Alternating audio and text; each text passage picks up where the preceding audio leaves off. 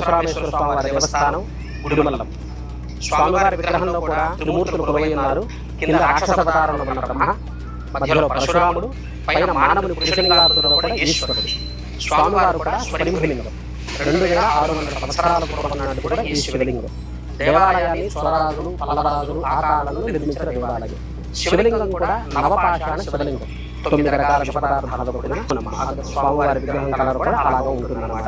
ఈ దేవాలయం కూడా గజపుష్పాకారము, ఏనుగు కూర్చుండే వెనకాల భాగం ఏ ఆకారంలో అయితే ఉంటుందో గర్భాలయ గోపురం కూడా ఆ ఆకృతిలో ఉంటుందన్నమాట. అలాగే ఇక్కడ విశేషం ఏంటంటే ప్రతి 60 సంవత్సరాలకు ఒకసారి దక్షిణ కాశీగా పిలువబడే కాళహస్తి స్వర్ణముఖిని కూడా స్వామివారికి కూడా ప్రతి 60 సంవత్సరాలకు ఒకసారి భూగర్భ మార్గంలో వచ్చి స్వామివారికి అభిషేకం అవుతుంది. ఇక్కడ అది చివరిసారిగా 2005 డిసెంబర్లో ఆ విధంగా అభిషేకం జరిగింది. ఇంకా 2065వ సంవత్సరంలో కూడా గర్భాలయంలోకి నీళ్లు వస్తాయి.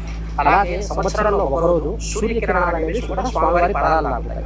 ఉత్తరాయణ నుంచి దక్షిణాయన మారిన రోజున జూలై మాసంలో కూడా 15వ తారీఖు నుంచి 21వ తారీఖు మధ్యలో కూడా సూర్యకిరణాలు అనేవి కూడా స్వామివారి పాదాలు లాగడం ఒక విశేషంగా ఉంది. ఇక్కడ శివలింగంలో పరశురాముడు, ఈశ్వరుడు కలిసి ఉన్నారు కనుక పరశురామేశ్వరుడు అని స్వామివారి నామధేయం అన్నమాట. ఆ నామధేయం స్వామివారి ఎలా వచ్చిందయ్యా అంటే, పూర్వము పరశురాముడు తన తల్లిని చంపిన తర్వాత శ్రీహత్య, మాతృహత్య పాప విమోచనం కొరకు తండ్రి అయిన జగదగ్ని మహర్షి చెప్పారు. అరణ్యంలో పురుషలింగాకృతిలో ఈశ్వరుడు ఉన్నారు. వెళ్ళి స్వామివారికి నిత్యం 15 సంవత్సరాలు అర్చన అభిషేకం చేస్తే స్వామి ప్రత్యక్షం అవుతారు, మీకు పాప విమోచనం కలుగుతుంది అని చెప్పి జగదగ్ని మహర్షి పరశురాముడు చెప్పగా, పరశురాముడు రోజు స్వర్ణముఖి నదిలో స్నానం చేసి స్వామికి అర్చన అభిషేకం మొత్తం నిర్వహించేవారు.